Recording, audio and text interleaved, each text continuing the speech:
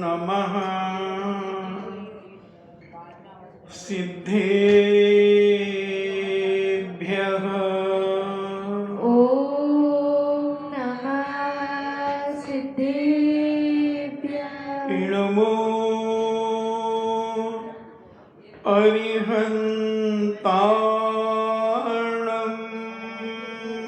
नमो अरिहन्ताणम्। इणमो सिद्धाणम् नमो सिद्धाणम्। इणमो आयर्याणम् नमो आयर्याणम्। इणमो उबज्झायाणम्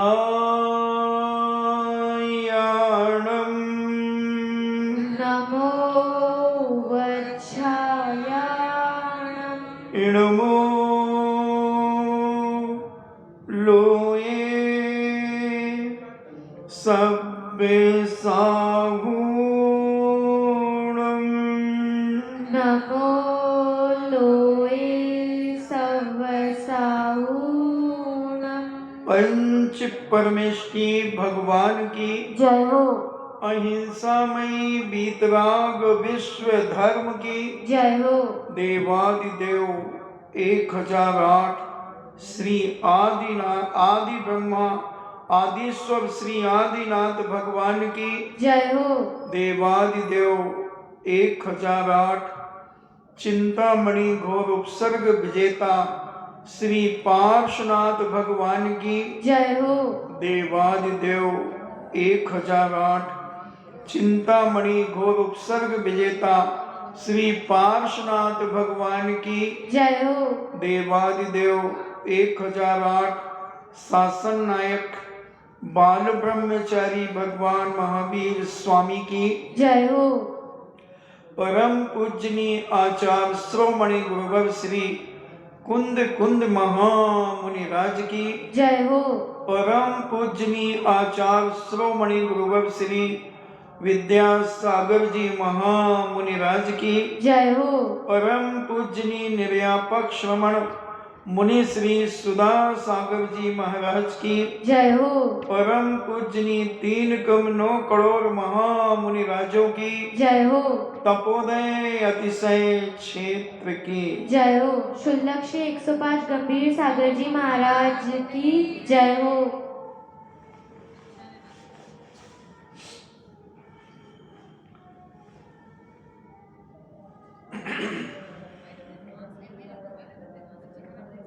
पुण्य के बाद पाप, पाप के बाद पुण्य,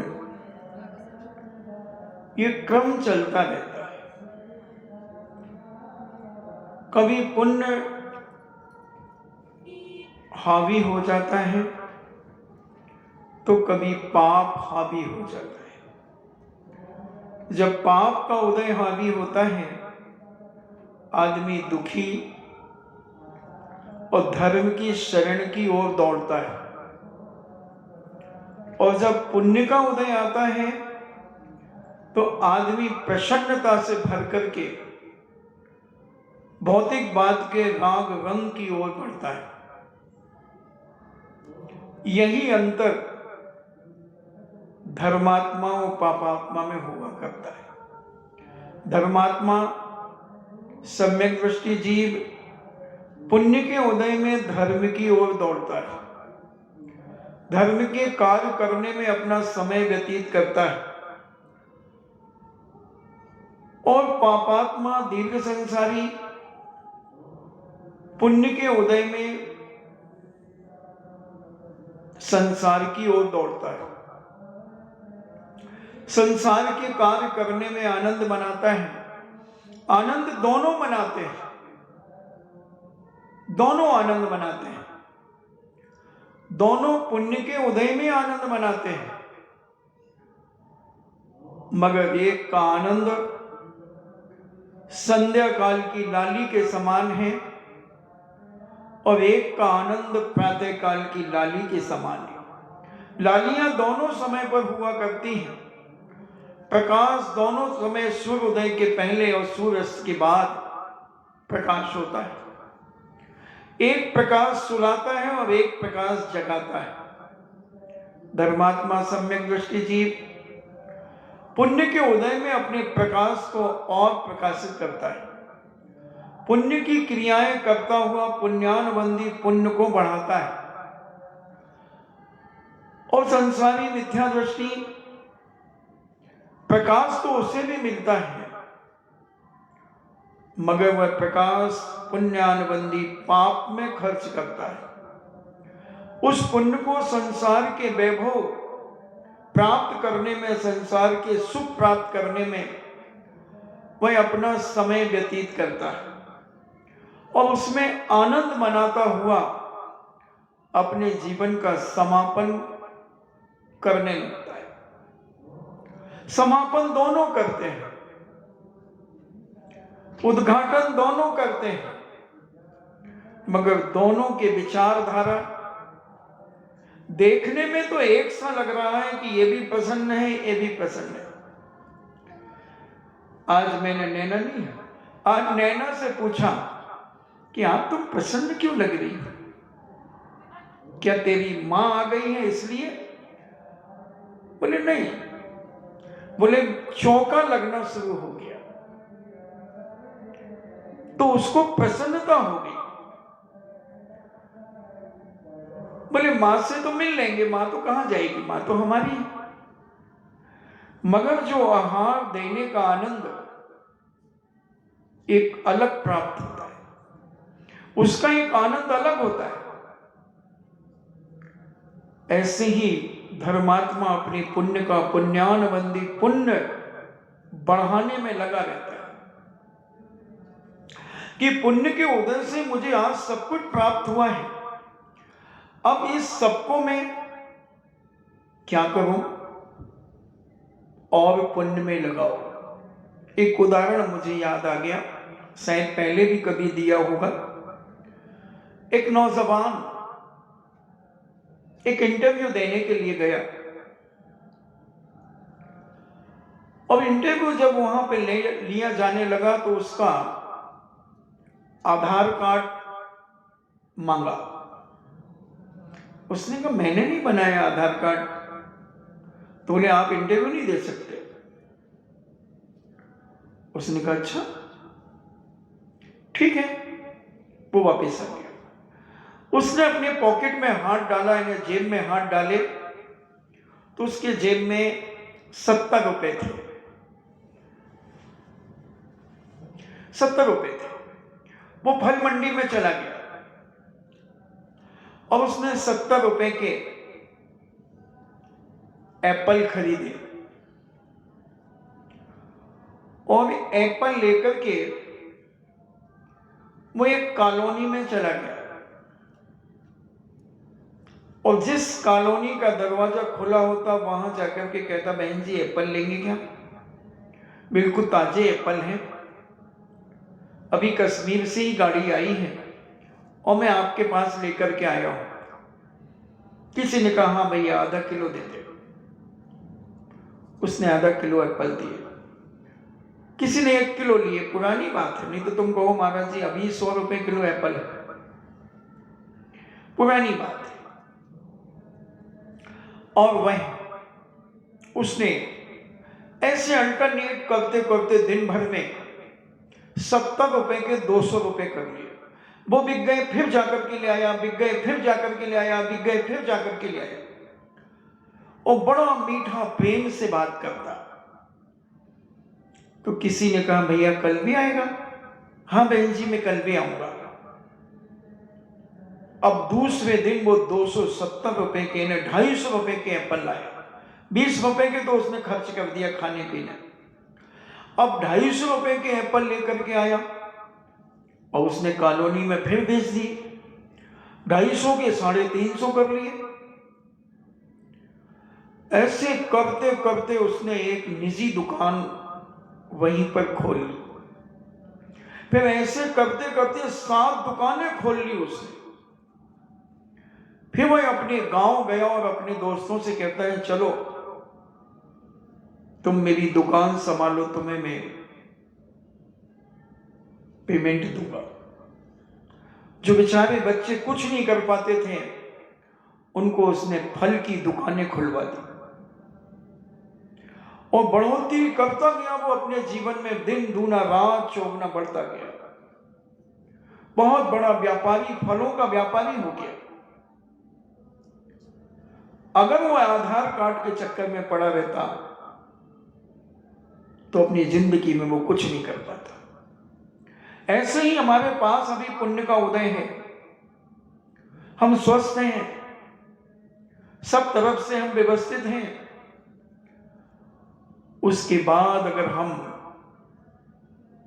अपने आप को निराधार मानते रहे तो हम अपनी जिंदगी में कुछ नहीं कर पाएंगे। जैसे वो आधार कार्ड के बिना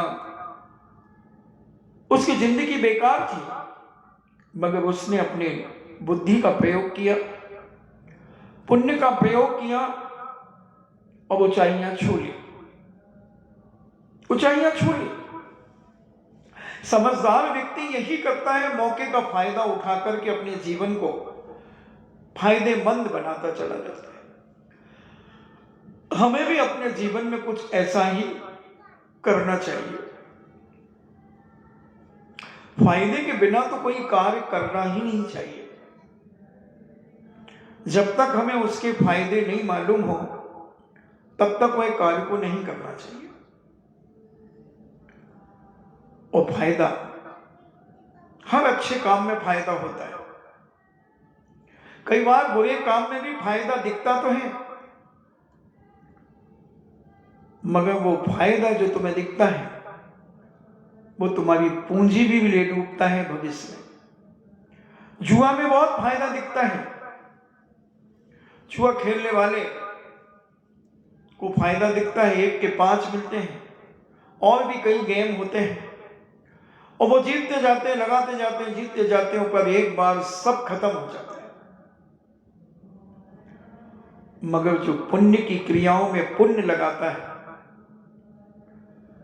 धार्मिक क्रियाओं में अपना तन मन धन लगाता है, उसका पुण्य दिन दूना रात चौगुना बढ़ता है। दिखता नहीं है कि पुण्य कहां, पुण्य दिखता नहीं है, पाप दिखता नहीं है, मगर उन कार्यों से अपन सिद्ध करते हैं कि ये पुण्य है और ये पाप है। और पुण्य कहकर के नहीं आता कि तुमने ये पुण्य किया था इसलिए हम आज तुम्हारा व्यापार अच्छा चला रहे हैं। अगर ये कहकर के आने लगे पुण्य,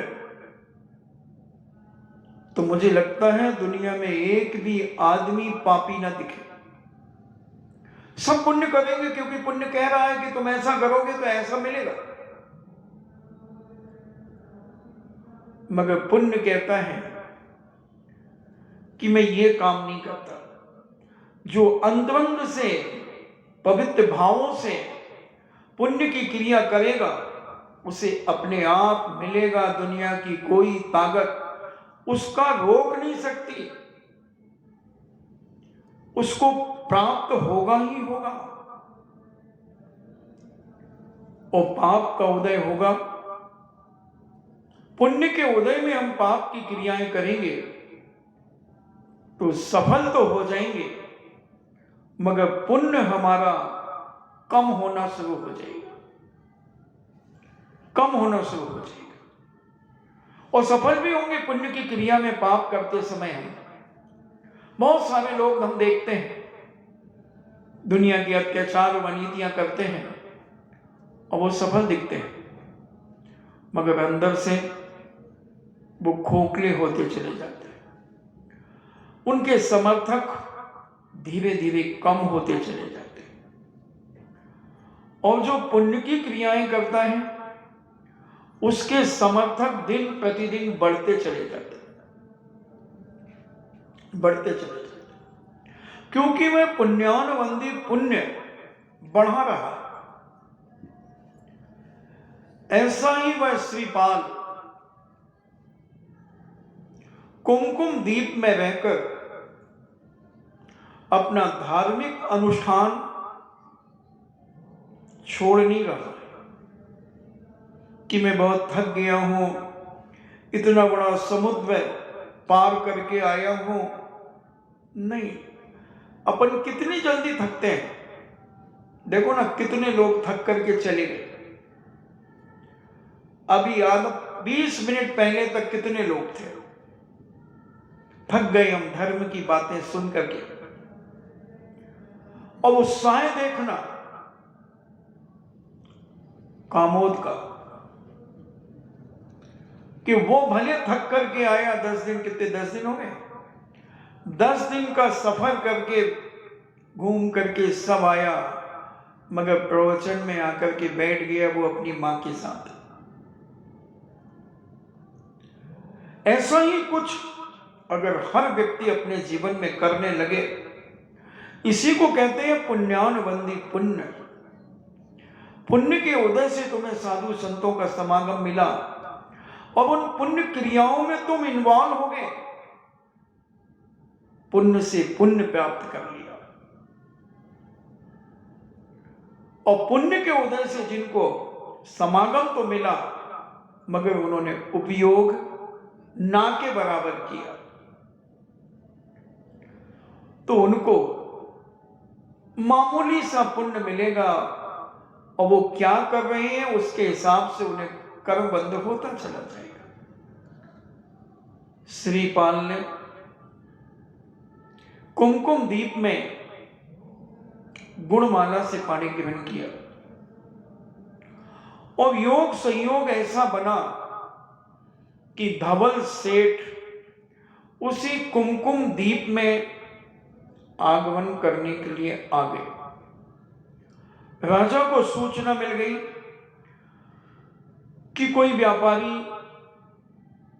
कुमकुम द्वीप में आ रहे हैं, जो 507 जहाजों से लेकर, रत्नों से भरे हुए जहाज लेकर के हमारे कुमकुम द्वीप में व्यापार के लिए आए हैं। और धवल सेठ अपने संगी साथियों के साथ राजा के पास पहुंचता है और राजा को बहुमूल्य रत्न भेंट करता है, क्योंकि ये नीति है, किसी से अपनी काम कराना हो तो पहले उसकी खुशामद तो करना ही पड़ती है। राजा को बहुत बड़े बड़े कीमती रत्न उसने भेंट किए। राजा उन रत्नों को देखकर प्रसन्न हुआ, धवल सेठ को यथोचित आदर सम्मान दिया, इत्र पान इलायची आदि देकर राज प्रासाद से उसे विदा कर दिया। विदा जब वो ले रहा था, उसकी नजर वहां पड़ी जहां श्रीपाल राजा के पास बैठे हुए थे। श्रीपाल को देखकर उसका हृदय कांप गया, मुखमंडल निस्तेज हो गया, उसके श्वास की गति तीव्र हो गई, वह अत्यंत भयातुर हो उठा। उसके शरीर में निरंतर पसीना निकलने लगा। वो शीघ्र से राजा से शीघ्र आज्ञा मांगी एवं अपने स्थान पर लौट आया। स्थान पर लौटकर राज दरबार में किसी प्रकार का रहस्य न प्रकट हो जाए कि हमारी पोल पट्टी न खुल जाए कि हमने इसके साथ, श्रीपाल के साथ कितना धोखा किया है, कहां कहां इसके साथ हमने छल कपट किया है। इसे हत्या के लिए हमने, बलि के लिए हमने इसे पकड़ा, इसने हमारे जहाजों को चलाया, इसने डाकुओं से हमें बचाया, हमने इसे समुद्र में गिराया, हमने इसकी पत्नी रेण मंजूषा से दुराचार करने के लिए कितना षड्यंत्र रचा, ये सारी की सारी बातें अगर राजा को पता चल गई तो फिर मेरा क्या होगा। सेठ ने शीघ्र अपने मुनीमों को बुलाया और उनसे वार्तालाप करने लगा कि अब हमें क्या करना चाहिए। सेठ ने कहा कि श्रीपाल ने हमारे साथ उपकार ही किया था, किंतु हमने उसके साथ कृतज्ञता की है तथा कपट व्यवहार किया है, उसको समुद्र में गिरा दिया, किंतु वह अपने बाहुबल से समुद्र को तैरकर वापस आ गया। ऐसा लगता है कि उसकी राजा से बहुत घनिष्ठता, बहुत अच्छी मित्रता हो गई है। कहीं श्रीपाल हमसे अपना बदला यहां न चुकाएगा, कहीं वह अपना बदला लेने के लिए तैयार न हो जाए कि ये वही पापी श्रीपाल है, धवल सेठ है, जिसने मेरे साथ इतना अत्याचार किया है। धवल सेठ यह सोचकर किम कर्तव्य मूढ़ हो गया, उसे कोई दिमाग नहीं चल रहा उसका कि मैं क्या करूं, कैसे करूं। उनके साथ जो वीर योद्धा थे, उन्होंने एक वीर पुरुष ने कहा, सेठ जी, पुण्य के प्रभाव से संसार में कोई कार्य असंभव नहीं है, सब कार्य पुण्य के उदय से अपने आप होते चले जाते हैं। श्रीपाल समुद्र को तो कुशलतापूर्वक पार ही कर गया, एवं यहां आने पर उसने राजकुमारी गुणमाला से पानी ग्रहण भी कर लिया। वह अपने पुण्य का ही प्रभाव समझता है। इस बात को सुनकर सेठ का मानसिक संताप और गहरा हो गया कि यह तो अब जमाता बन गया है सेठ का, राजा साहब का। सेठ के मन में और घबराहट बढ़ गई कि अभी दोस्त होना अलग चीज है और जमाता होना अलग चीज है। ये तो जमाता बन गया, उसका संताप बढ़ गया, वो और घबराहट को प्राप्त हो गया।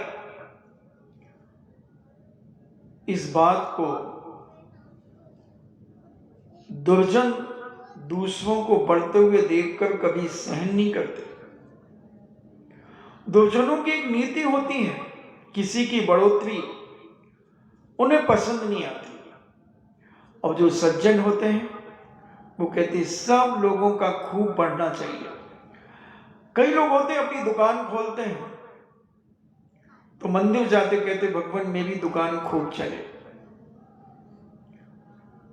डॉक्टर भी आजकल अपने अपने इष्ट को अगरबत्तियां लगाने लगे हैं, अपने इष्ट की आरती करने लगे हैं, और डॉक्टर भी कहता है कि हे भगवान आज 5 एंजियोप्लास्ट आना चाहिए,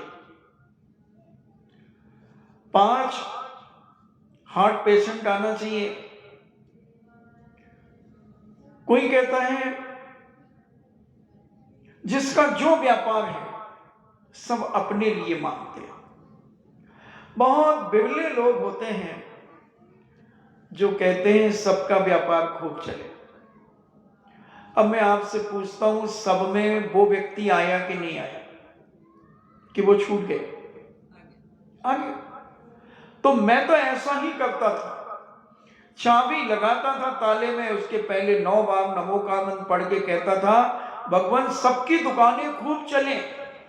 अब मुझे नहीं मालूम कि किसकी चलती थी कि नहीं चलती थी, मगर मुझे मालूम है कि मेरी जी भर के चलती थी।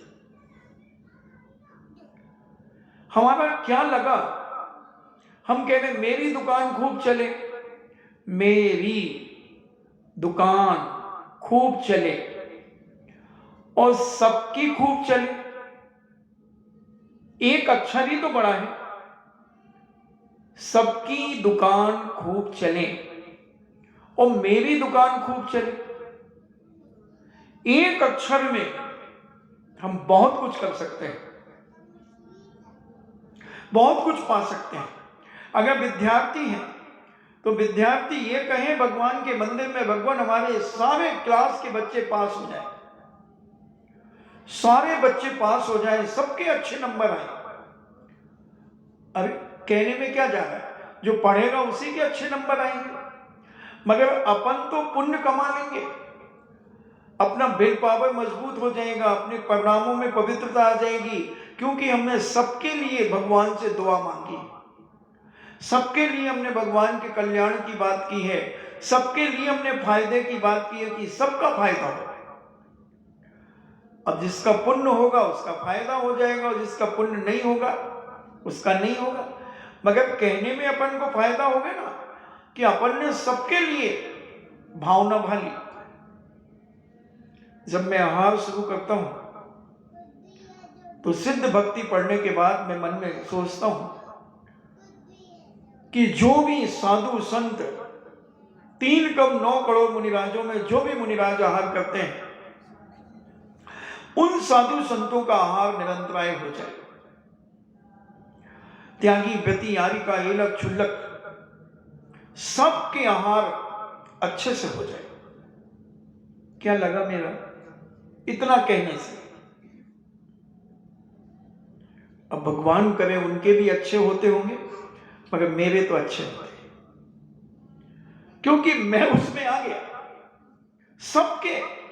और फिर कभी कभी मेरे मुख से और निकल जाता है कि दुनिया में जितने लोग भोजन करते हैं उन सबको भोजन की प्राप्ति हो। इसी मंगल भावना से मैं अपना आहार शुरू करता हूं। तुम्हें पता नहीं चलता मैं कब बोल लेता हूं। जब मैं पात्र धो करके दोनों हाथों से पात्र को जब ऊपर उठाता हूं, तब मैं ये भावना कर लेता हूं। बहुत पहले से कर रहा हूं, जब से दीक्षा ली है। और दीक्षा के पहले जब थाली में भोजन करता था, तब भी ये भावना भाता था कि सभी को भोजन मिले, सभी को मिले, पापी को भी मिले, आखिर वो भी तो जीव है। दुश्मन को भी मिले, वो भी तो जीव है ना, कभी तो सज्जन बनेगा। कोई ऐसा नहीं है कि कई लोग कहते हैं, कुछ दर्शन है, बोले जो बोओगे वही पाओगे। चने बोओगे, उदाहरण देते हैं, चने बोओगे चने पाओगे, गेहूं बोओगे गेहूं पाओगे, बाजरा बोओगे बाजरा पाओगे। तो वो कहते हैं ब्राह्मण मरेगा तो ब्राह्मण ही पैदा होगा, शूद्र मरेगा तो शूद्र ही पैदा होगा। नहीं, ये बात यहां नहीं लगेगी।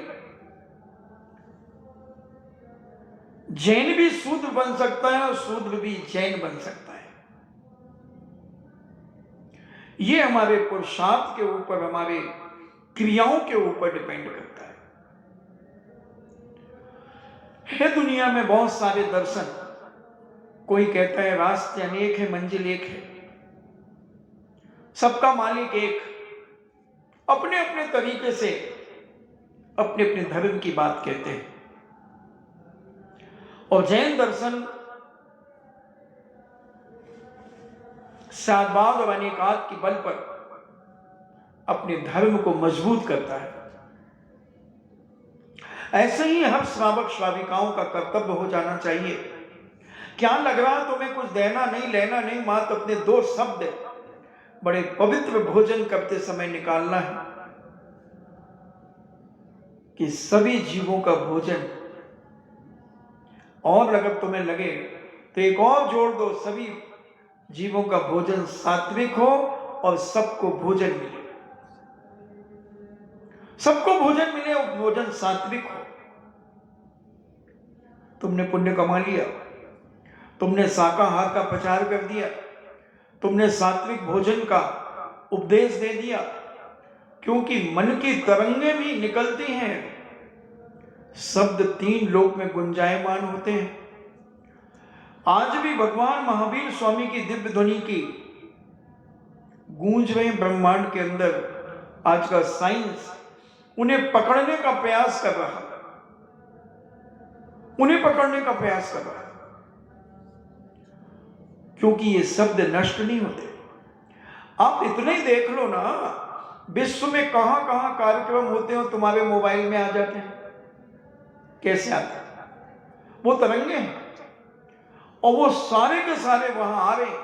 तो ऐसे ही ये शब्द भी पुद्गल है, तो ये ब्रह्मांड में भ्रमण कर रहा है, घूम रहा है। ये शब्द से शब्द टकराते हुए पुद्गल से पुद्गल टकराता हुआ आगे बढ़ता चला जाता है, बढ़ता चला जाता है। तो वैसे ही हम अपनी भावनाएं, भले हम धीरे से कहें या जोर से कहें, उससे कोई फर्क नहीं पड़ता। हम अपने मन को इतना पवित्र बना करके रखें कि दुश्मन के भी भोजन की व्यवस्था हम अपनी मानसिक तो कर ही सकते हैं। मानसिकता से तो हम उसे भोजन करा ही सकते हैं।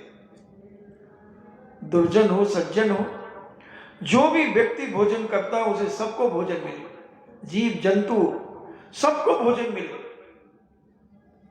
ऐसी पवित्र भावना जब हमारे जीवन में होती है, हमारी मानसिकता अपने आप धीरे धीरे संताप को प्राप्त नहीं करती, शांति को प्राप्त करने लगती है। और धवल सेठ की मानसिकता में संताप और गहरा हो गया। दुर्जन दूसरों को बढ़ते देखकर कभी सहन नहीं करता। फिर सेठ तो श्रीपाल का अपराधी है, अपराधी का भयभीत होना स्वाभाविक है।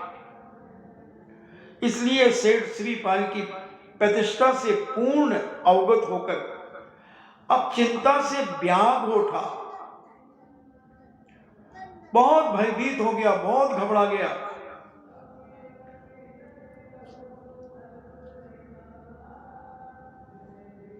और भोजन आदि करने से वो विरक्त हो गया। बोले मुझे भूख नहीं है, भोजन नहीं करना है। वह रात दिन इसी चिंता में लगा रहा कि मैं श्रीपाल को राजा के यहां से कैसे निकलवा दूं, उसे राजा के पास से कैसे हटवा दूं, अन्यथा अब उसके प्राणों की खैर नहीं।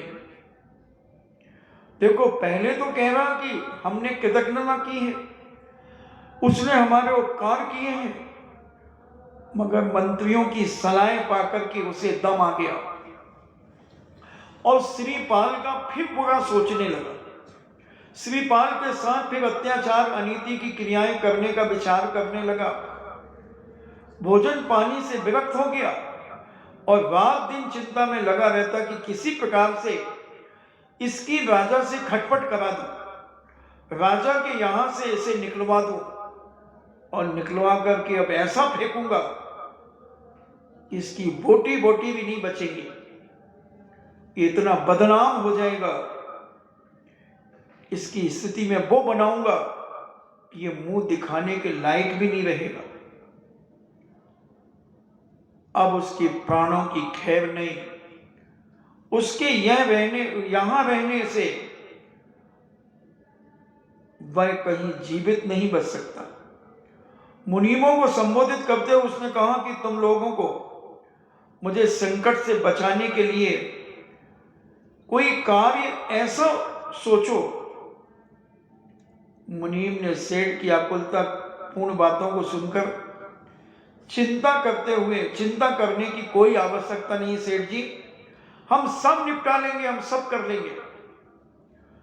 यदि आप हमारी बात मानने को तैयार हो तो हम कहें, योजना यह है कि कुमार श्रीपाल तो अत्यंत दयालु है, अत्यंत दयालु है, बहुत दयालु है वो। यदि आप उसकी शरण में चले जाओ तो वह निश्चित है कि वह आपको क्षमा कर देगा। देखो, मुनीम अभी सही सलाह दे रहे कि आप अगर धवल सेठ की शरण में चले जाइए तो वो आपको क्षमा कर देगा। जब इस भेद को कोई जान भी नहीं पाएगा तो फिर आपको गिलानी किस बात के लिए हो सकती है? आपको किस बात की गिलानी है? परंतु मुनीमों का सुझाव धवल सेठ को अच्छा नहीं लगा। उन्हें अनुचित लगा कि ये गलत कह रहा है, हमें झुकवाना चाहता है, हमें नीचा दिखाना चाहता है, हमारी बदनामी कराना चाहता है, इसलिए वह ऐसा करने को तैयार नहीं हुआ। इस पर एक जो विशेष चाटुकार मुनीम था, उसने कहा, सेठ जी ऐसा कभी नहीं करना कि तुम उससे क्षमा मांगने जाना। भला सह के मुख में जाकर भी क्या मृग बच सकता है? वो शेर है, बहुत शक्तिशाली है। उसके पास जाकर जैसे शेर के सामने कोई हिरण क्या कभी बच सकता है? हिरण का तो मरण ही होगा, शेर खा जाएगा उसे। इसलिए सेठ जी आप ऐसी गलती नहीं करना कि उसके पास आप चले जाएं।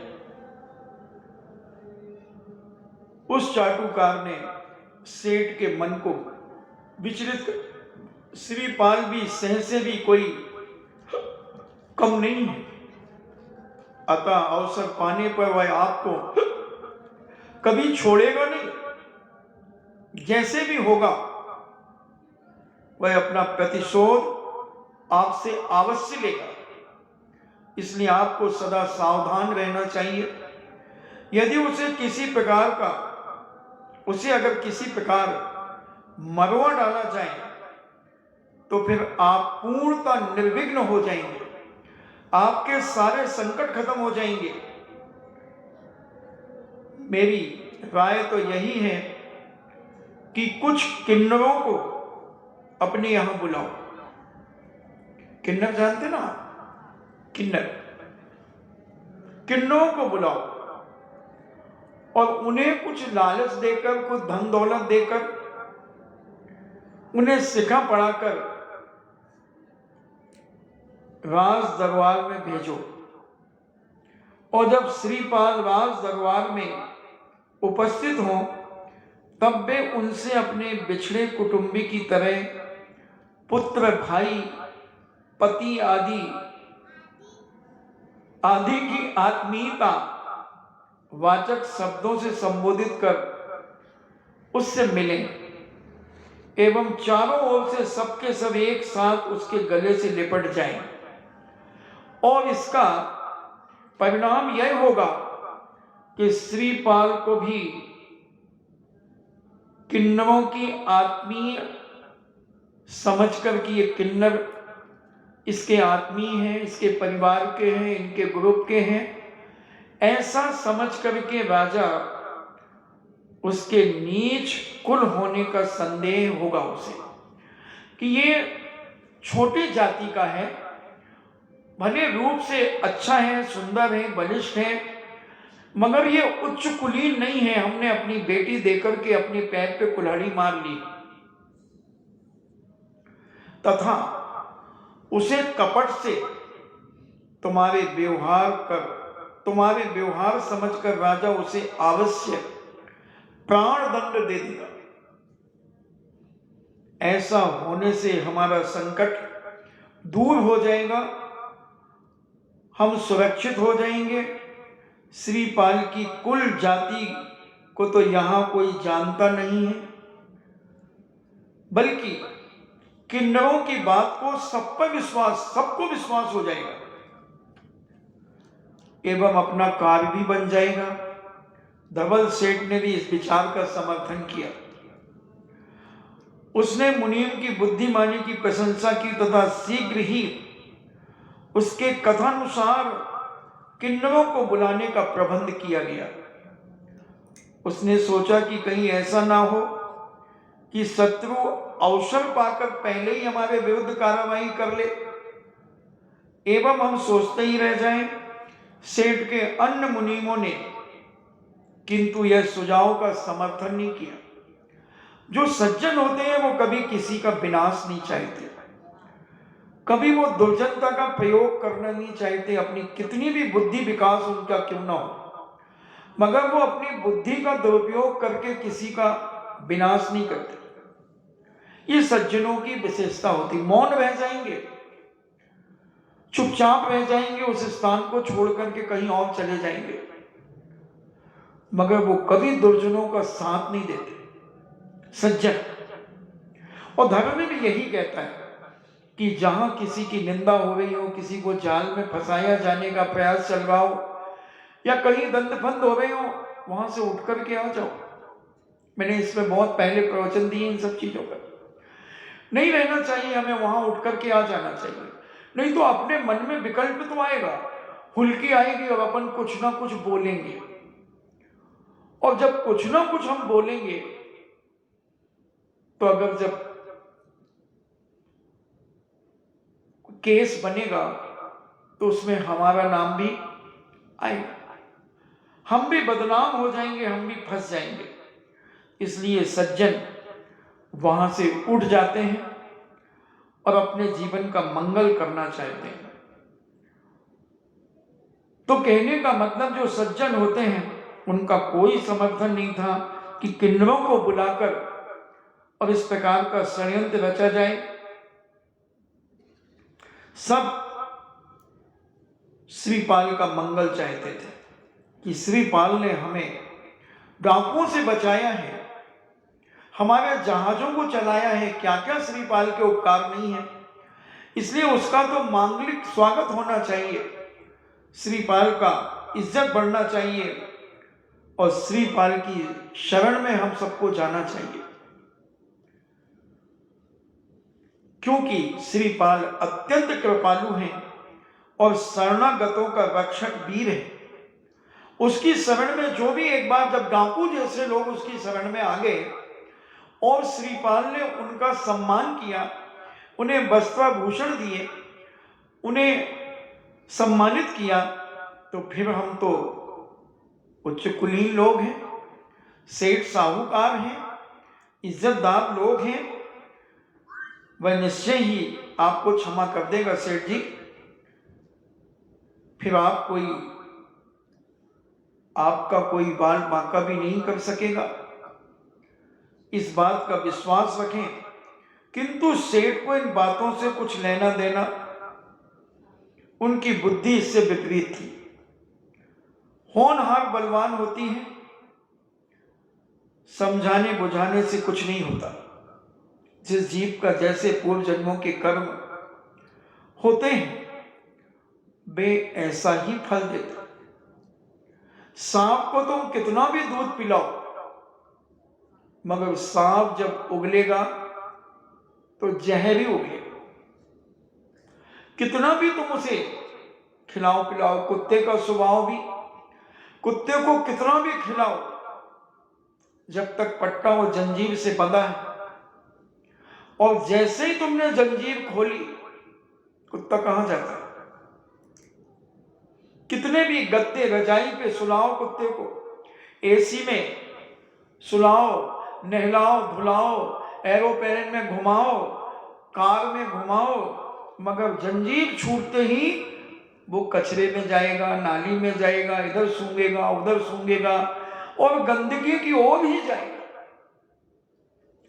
दुर्जन व्यक्तियों का कभी स्वभाव बदलना इस जन्म में बहुत मुश्किल होता है। नीम का स्वभाव कड़वा है तो चाहे तुम घी शक्कर के साथ नीम खाओ तो भी नीम कड़वी ही लगेगी, कड़वी ही। कितनी भी मेथी को तुम धो लो और किशमिश डाल करके उसकी सब्जी बना लो तो भी जब मेथी का दाना तुम्हारी दांतों के नीचे आएगा तो कड़वापन ही उसमें से निकलेगा। तो दुर्जन की यही दशा होती है। दुर्जन को कितना भी समझाएं हम, वो समझने वाले नहीं होते। विपत्ति आने के पहले उन दुर्जनों की बुद्धि भ्रष्ट हो जाती है, वो उल्टा काम करने के लिए तैयार हो जाते हैं। उनकी धर्म के प्रति अश्रद्धा और अविश्वास और बढ़ जाता है, उनकी श्रद्धा ही खत्म हो जाती है, विश्वास भी खत्म हो जाता है, क्योंकि अब उनके पाप का उदय आ रहा है। सत्य वचन उन्हें बुरे लगने लगते हैं, उन्हें सुहाते नहीं है।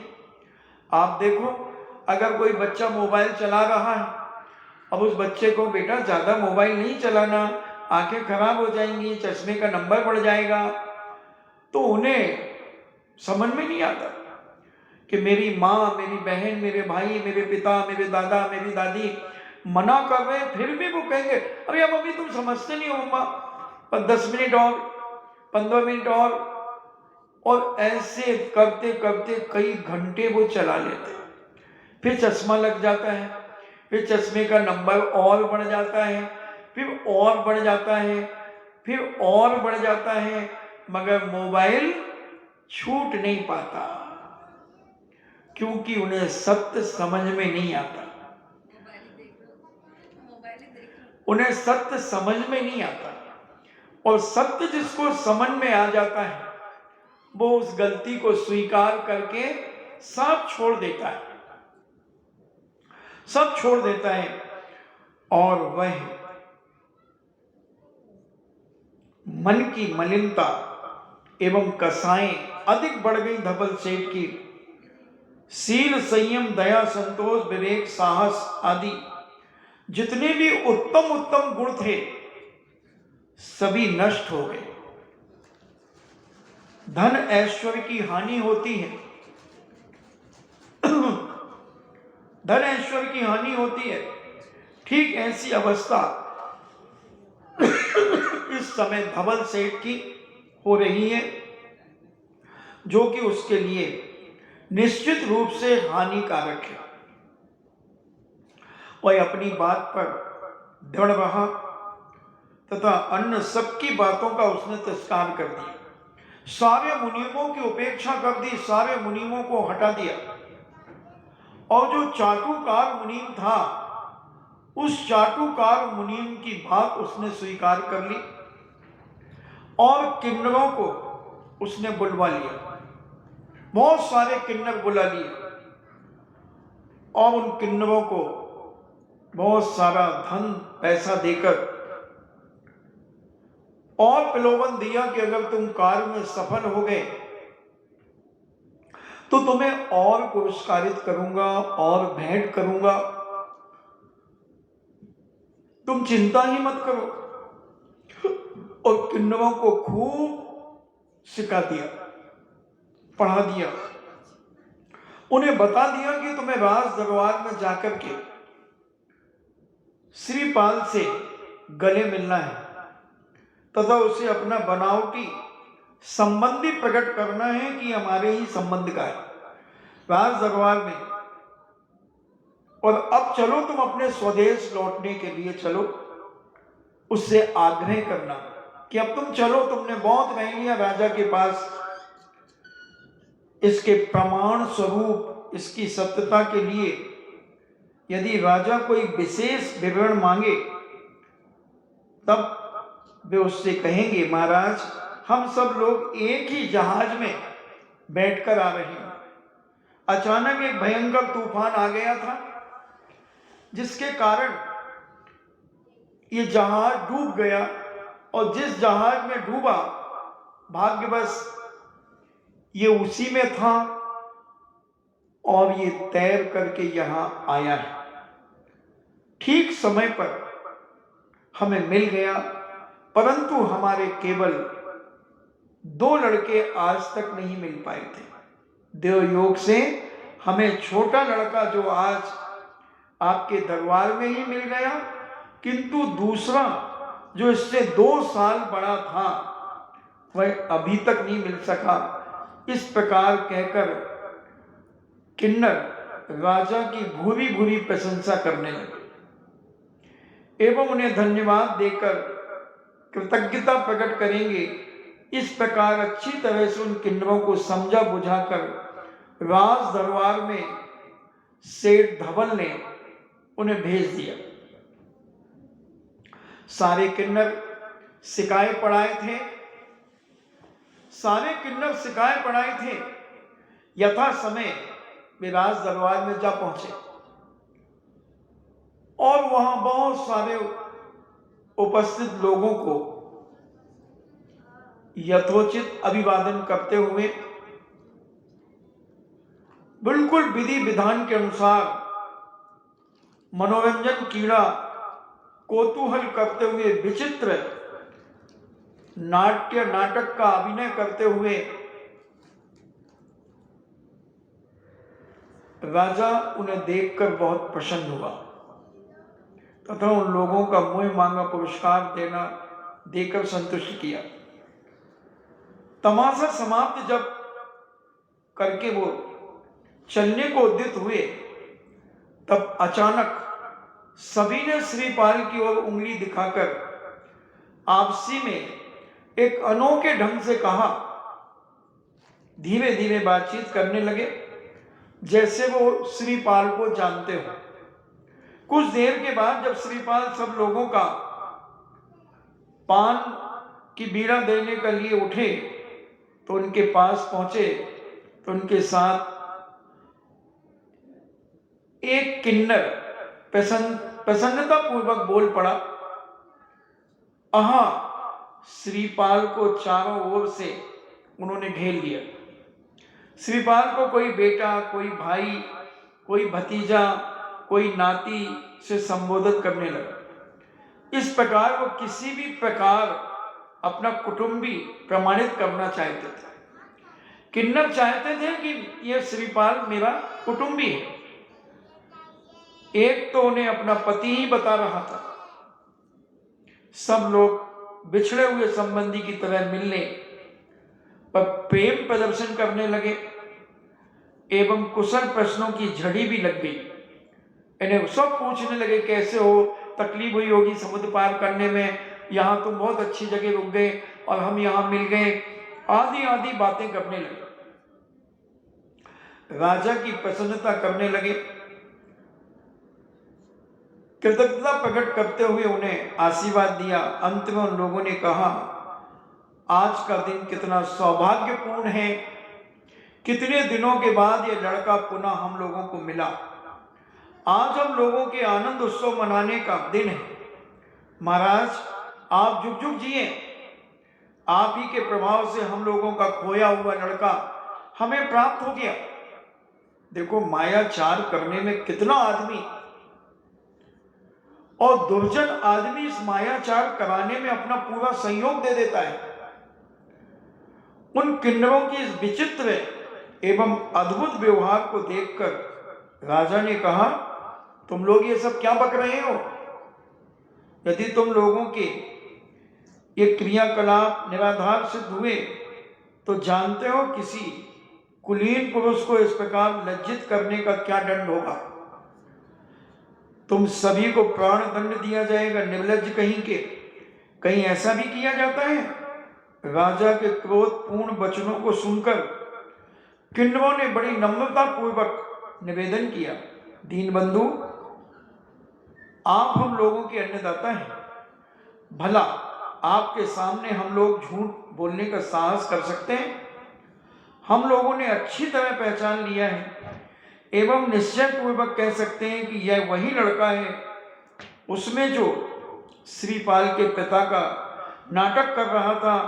उसने कहा कि मेरी पत्नी के 2 पुत्र हुए थे। देखो, किन्नरों के कोई पुत्र होते हैं क्या? फिर भी छल कपट करने वाला व्यक्ति क्या क्या कह सकता है। 2 पुत्र हुए थे जिनमें एक तो यही है तथा दूसरे का अभी तक कोई पता नहीं चला है। एक समय हम लोग पानी के जहाज पर बैठे हुए जा रहे थे कि बीच में अचानक एक बहुत भारी तूफान आ जाने के कारण हमारा जलपोत डूब गया। हम लोग किसी प्रकार तख्तों के सहारे किनारे उस समुद्र में से बचकर के आ गए और हमारा एक लड़का अभी तक नहीं मिला और एक आपके दरबार में है। इसलिए आप कृपया कर हमारा श्रीपाल नाम का किन्नर हमें लौटा दीजिए, लौटा दीजिए। उन्हें न जाने कहां से खोजा पर कहीं पता नहीं चला। आज भाग्य से आपके दरबार में ये लड़का मिल गया। आपके दरबार से आज धन भी मिला और पुत्र भी मिला। हम आपके यश को सदैव गाते रहेंगे। उन किन्नरों की बात को सुनकर राजा निर्वाक एवं स्तब्ध रह गए, क्योंकि आदमी बहुत जल्दी कंफ्यूज होता है। एक बार हमने कहा था कि एक व्यक्ति बहुत सुंदर खरगोश लेकर के आ रहा था, बहुत सुंदर खरगोश लेके आया, और 8-10 ठगने वाले, उसमें एक व्यक्ति ने उससे कहा, भाई साहब ये कुत्ता कहां से लाए आप? उसने कहा, ये कुत्ता नहीं है भैया, ये तो खरगोश है। क्या बातें करते हो आप? बोले नहीं नहीं, बहुत सुंदर आपका कुत्ता है, बहुत सुंदर है, बहुत सुंदर, बहुत बढ़िया आप लाए। 10-20 कदम पर एक दूसरा ठग खड़ा था, उसने भी यही कहा। ऐसे करते करते 10 ने उसे कंफ्यूज कर दिया, गुमराह कर दिया। और जब वो अपने घर गया तो उसकी पत्नी ने कहा, वाह क्या सुंदर खरगोश लाए। वो कहता है, तू पागल है, ये कुत्ता है, कुत्ता ये खरगोश नहीं है। और लाया था खरगोश। ऐसे ही राजा ने अपनी बेटी गुणमाला एक कुलीन राजकुमार के साथ पानी ग्रहण किया था, मगर उन किन्नरों के बहकावे में आकर उनकी मीठी मीठी बातों से राजा भी संदेह में आ गया।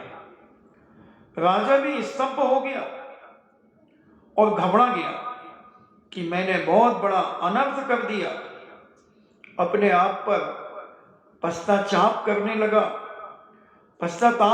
लगा कि हे भगवान, हाय मैंने बिना विचारे एक ऐसा अनर्थ कर डाला। न इसकी कुल का पता किया, न इसकी जाति का पता किया, और मैंने अपनी पुत्री का विवाह इस किन्नर के साथ कर दिया। किंतु इसमें श्रीपाल का भी अपराध नहीं है। इसको स्वयं ही अपने कुल एवं जाति का वास्तविक परिचय देना चाहिए था। अवधि ज्ञानी की बातों में भी अविश्वास कैसे किया जाए? उन्होंने तो जैसा कहा था ठीक वैसा ही निकला, क्योंकि राजा की गलती नहीं, क्योंकि राजा को तो पूज्य मुनिराज ने अपने अवधि ज्ञान के माध्यम से बताया था कि जो समुद्र को तैर करके अपने बाहुओं से आएगा वही तुम्हारी बेटी गुणमाला का पति होगा। तो राजा ने वैसा किया, और अवधि ज्ञानियों की बात तो कभी गलत नहीं होती। अब राजा कहता है कि अवधि ज्ञानी मुनिराज की बात पर मैं अविश्वास कैसे कर लूं? निश्चय ही मैंने कोई भेद जान पड़ता है। अब उसे लगा कि कोई जाल है, कोई षड्यंत्र किया जा रहा है। भला हीन शक्ति व नीच कुल का पुरुष इतने बड़े समुद्र को कैसे पार कर सकता है? फिर श्रीपाल का तो रूप, रंग, गुण, स्वभाव एवं व्यवहार सभी तो उचित कुलीन जाति के पुरुषों जैसा लग रहा है। उसका बोलने का ढंग, उठने बैठने का ढंग, कपड़े का पहनावा, उसके भोजन करने का तरीका, उसकी आंखों के देखने का नजरिया, सारा का सारा मांगलिक है। क्या भेद है इसमें, क्या राज है? कुछ समझ में नहीं आता। वास्तविक सत्य तो कर्म को ही विदित होगा। कुछ देर मौन धारण कर सोचने के बाद राजा ने श्रीपाल से पूछा, परदेसी सुनो, तुमने इन लोगों की बातें, इस संबंध में तुम्हें क्या कहना है? इन्होंने तुम्हें किन्नर कहा है, तुम्हारे बारे में इतनी बातें सब इन्होंने कही। तुम सच सच कहो, इन लोगों से तुम्हारा क्या संबंध है? राजा के इस प्रश्न को सुनकर श्रीपाल ने अपने मन में विचारा, मैं अकेला हूं, मेरी बातों की सत्यता का प्रमाणित करने के लिए कोई यहां उपस्थित नहीं है, कोई मेरा मित्र नहीं है, कोई इसकी साक्षी देने वाला नहीं। इसलिए राजा मेरे कथन पर विश्वास नहीं कर सकता। फिर भी व्यर्थ में इन लोगों का प्रतिवाद क्यों करूं? ऐसा सोचकर श्रीपाल ने उत्तर दिया, महाराज इनकी सारी बातें सही हैं। देखो आप, सज्जन व्यक्ति किसी पे दोषारोपण कर ही नहीं रहा, साक्षात उसके ऊपर ब्लेम लगाया जा रहा है कि ये किन्नर है, हमारे परिवार का है, हमारा भतीजा है, हमारा पोता है, हमारा भाई है, हमारा पति है, अनेक अनेक प्रकार से। उसके बाद भी इतना शक्तिशाली, चाहे तो अगर एक थप्पड़ एक किन्नर को लगा दे तो किन्नर वहीं खत्म हो जाए, इतना बल है उनके पास।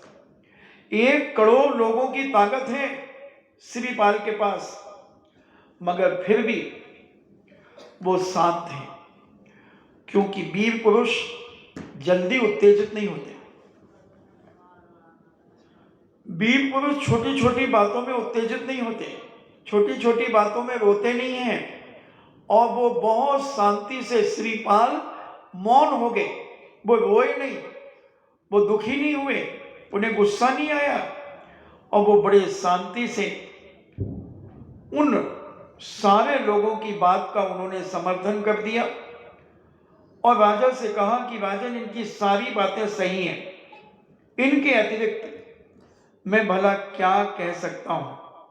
श्रीपाल के उत्तर को सुनकर राजा क्रोध में आग बबूला हो गया और थर थर कांपने लगा, एवं बिना विचारे ही तत्क्षण चंडालों को बुलाकर श्रीपाल को सूली पर चढ़ा देने की आज्ञा दे दी कि दुष्ट धोखेबाज पापी को सूली पर चढ़ा दो।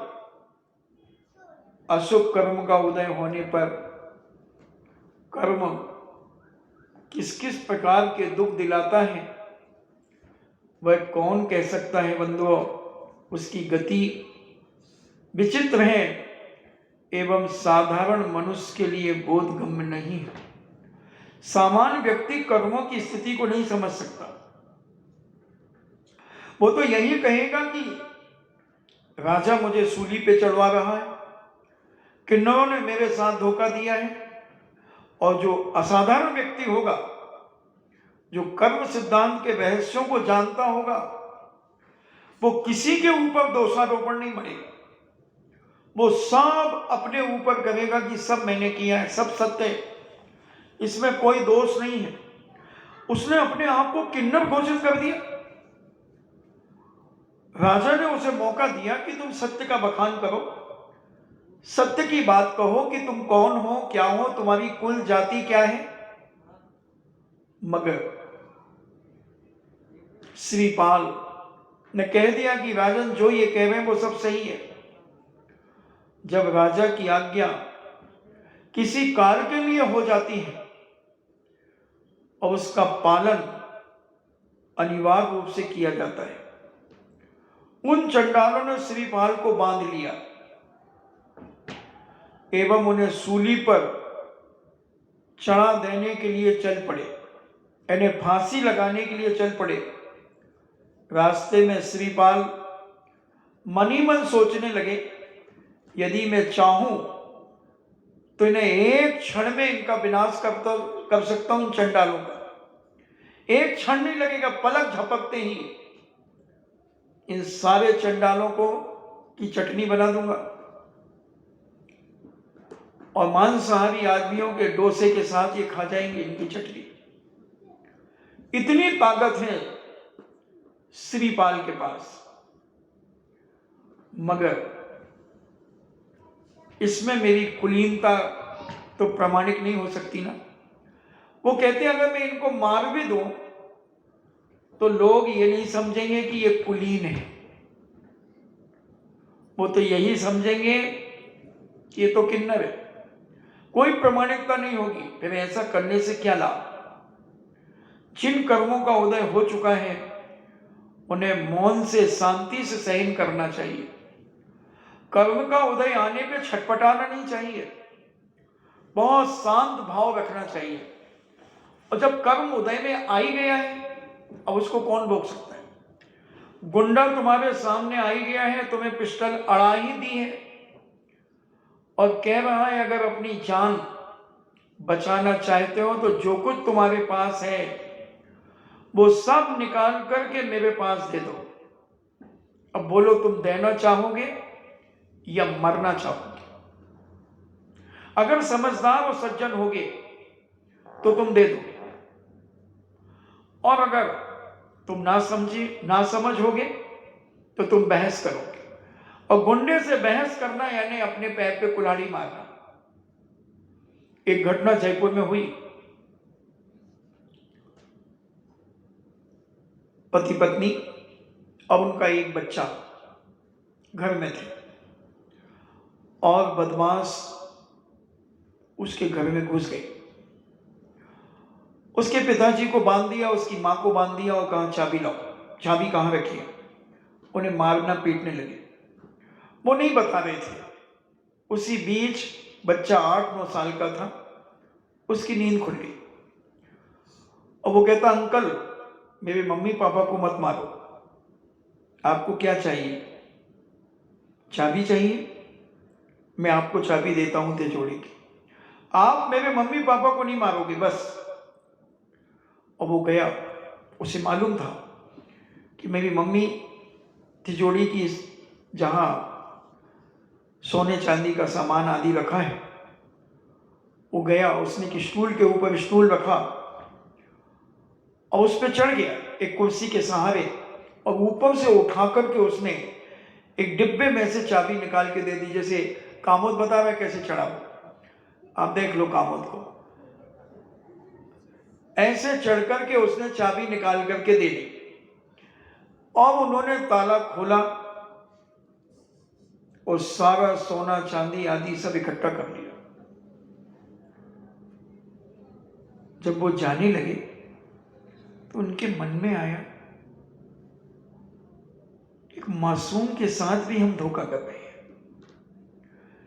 इसकी पवित्र भावना तो देखो अपने माता पिता के प्रति, कि तुम मेरे माता पिता को मत मारो, तुम्हें जो चाहिए वो ले जाओ।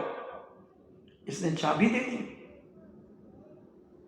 और हम इतने निकृष्ट पापी कि हम ताला खोल करके ले जा रहे हैं। धिक्कार है हमारी जिंदगी को, धिक्कार है। और उन्होंने सब वहीं छोड़ा, उनके माता पिता को छोड़ा, और उस बच्चे से कहा, बेटा आप तुमने मुझे सीख दे दी, अब आज के बाद हम जिंदगी में कभी चोरी नहीं करेंगे, हम भी धंधा व्यापार करेंगे, क्योंकि हम न जाने कितने वर्षों से चोरी कर रहे हैं, मगर हम आज भी चोर के चोर हैं। हमारी कोई बरकत नहीं हुई, हमारी कोई तरक्की नहीं हुई।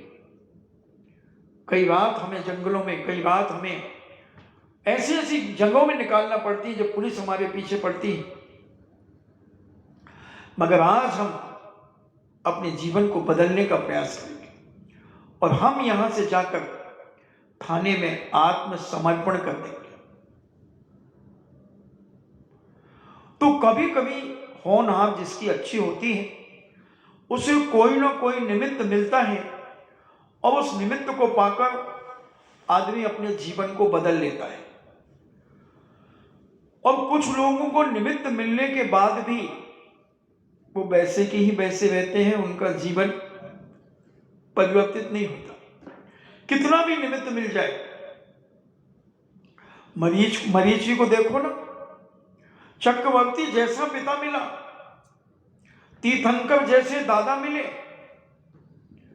कामदेव जैसे चाचा मिले, और भी 99 चाचा एक से एक कलाओं में पारंगत, और 2-2 बुआ मिली, जन्मजात बैरागन। तीर्थंकर जैसे दादा और नाभि राय जैसे परदादा, मरु देवी जैसी परदादी, और नंदा सुनंदा जैसी दादियां। उसके बाद भी उसके परिणामों में कोई परिवर्तन नहीं आया, कोई परिवर्तन नहीं आया। और एक कोड़ा कोड़ी सागर में 42,000 वर्ष कम, उस चतुर्थ काल के काल में वो भटकता रहा बंधु, क्या क्या नहीं बना। 50,000 बार नीम का पेड़ बना, 60,000 बार वेश्या बना, 60,000 बार गर्भपात हुआ, 50 बार राजा बना, 50 बार या 50,000 बार नरकों में गया, हाथी बना, गधा बना, क्या क्या नहीं बना।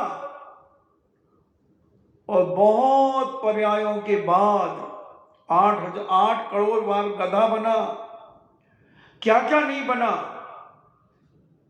कौन? तीर्थंकर का पोता मरीचि, भरत चक्रवर्ती का बेटा, बाहुबली का भतीजा, ऋषभनाथ का नाती, नाती का ना था, ऋषभनाथ का नाती। इतने बड़े कुल में पैदा होने के बाद, इतना संबोधन मिलने के बाद भी वह मिथ्यात्व में चला गया। 363 मतों की स्थापना कर गया। कहां समझ में आया? एक सिंह की पर्याय में जब हिरण का शिकार कर रहा था और 2 मुनिराज का संबोधन, हे भव्य पुंडरीक भावी तीर्थंकर, हे भव्य पुंडरीक भावी तीर्थंकर, ये क्या कर रहे हो आप? रुक गया, हाथ जोड़ करके, सिंह हाथ जोड़ करके 64 धार फूट गई आंखों से सिंह की। और वहां से जो परिवर्तन हुआ, हमारे 24 में तीर्थंकर बने, 24 में तीर्थंकर बने। बहुत बुगले लोग होते हैं जो बोधि को प्राप्त हो जाते हैं, बाकी तो जीवन राग रंग में, पंचेंद्रियों के विषयों में, तेरी मेरी में, और अपना समय बर्बाद कर देते हैं। आपका समय हुआ, हम समझें अपने जीवन में कि हमारा जीवन कैसा है। हम छोटी छोटी बातों में कितने उलझ जाते हैं। मैं तो श्रीपाल के बारे में सोच सोच करके कि समर्थवान होकर, इतना समर्थवान होकर कि चूर चपाट नहीं कर रहा है, दुश्मन के ऊपर उंगली नहीं उठा रहा है, उन किन्नरों से कुछ नहीं कह रहा है। धवल सेठ को देख लिया कुमकुम नगर में, फिर भी धवल सेठ से कुछ नहीं कह रहा है, किसी को कुछ दोष दे नहीं रहा है, कुछ भी नहीं, और सब स्वीकार कर रहा है। अब तो फांसी पर चढ़ाने की नौबत आ गई। धवल सेठ का षड्यंत्र हर जगह सफल हो रहा है, हर जगह सफल हो रहा है, फिर भी वो जानता है कि निश्चित धवल सेठ का ही कारनामा होगा, मगर फिर भी कुछ नहीं कह रहा है। धवल सेठ के 500 वीर योद्धाओं को एक चुटकी में निपटा सकता है, चुटकी बजाते ही, इतनी ताकत है। जब कामोद जैसा 2-2 कुर्सियां लाकर घसीट के ला सकता है, तो फिर तो वो 1 करोड़ लोगों का बल जिसके पास है, वो क्या नहीं ला सकता? बोलो, जब इतना छोटा सा बच्चा 2-2 कुर्सियां लाता है और उनका पुल बना करके, ब्रिज बना करके उनमें बैठने की कोशिश करता है, लेटने की कोशिश करता है, तो फिर वह श्रीपाल क्या नहीं कर सकता? उसके लिए कोई भी कार्य असंभव नहीं है। मगर वो जैन दर्शन के मर्म को जानता है, जैन दर्शन के मर्मज्ञ विद्वान है वो श्रीपाल। उन्हें जैन दर्शन के सिद्धांत का चप्पा चप्पा उन्हें मालूम है, इसलिए वो फांसी के तख्ते पर भी पहुंचने के लिए तैयार है। और जल्लाद उन्हें फांसी के लिए ले जा रहे हैं।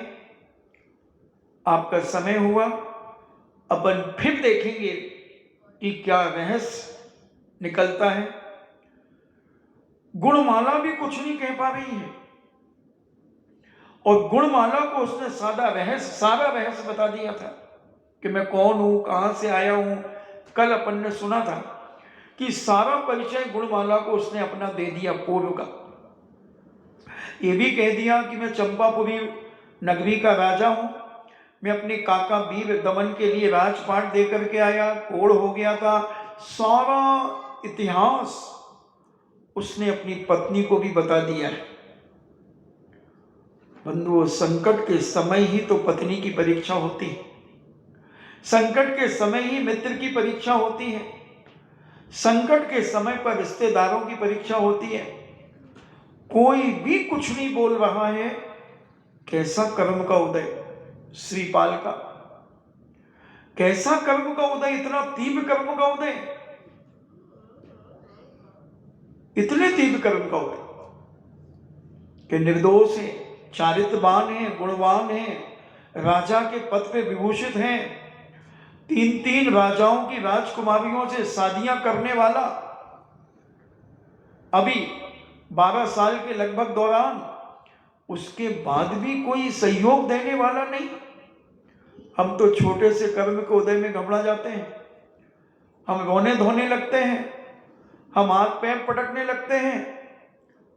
ऐसे महापुरुष के जीवन चरित्र को सुनकर अपने आप को इतना मजबूत बनाना चाहिए कि कैसे भी संकट आ जाए हम उनसे निपटने का प्रयास करेंगे या मौन रह जाएंगे। महाराज जी मौन रह जाएंगे तो लोग सोचेंगे इसने ऐसा किया होगा, तो फिर श्रीपाल किन्नर होगा। आपका प्रति प्रश्न है मेरा, आपके प्रश्न के साथ प्रति प्रश्न फेंका मैंने। तो श्रीपाल क्या किन्नर है? नहीं है, मगर किन्नरों ने सिद्ध कर दिया कि किन्नर है। ऐसे ही अगर तुम्हें कोई गलत सिद्ध कर भी दे तो क्या फर्क पड़ेगा। हम सत्य जानते हैं, केवली भगवान सत्य जानते हैं। उसके पुण्य का उदय है, इसलिए वो कोई भी लांछन मेरे ऊपर लगा सकता है, मगर सत्य दब सकता है, मगर सत्य कभी पराजित नहीं होता। दब सकता है, दबाया जा सकता है, बदनाम किया जा सकता है, मगर जब राज खुलेगा तो सत्य ही घोषित होगा, सत्य ही विजय होगा और सत्य का ही सम्मान होगा। इन्हीं मंगल भावना के साथ सबकी आत्मा परमात्मा बने। जिनवाणी स्तुति। जिनवाणी के ज्ञान से सूझे लोकालोक, सो बाणी मस्तके धरो सदा देते हूँ धोख। हे जिनवाणी भारती तो है जपो दिन रैन, जो तेरो शरणा गहे सो पावे सुख चैन। देव भजो अरिहंत को गुरु सेवा निर्ग्रंथ, पालो सदा यही मोक्ष का पंथ। 9 बार नमो का।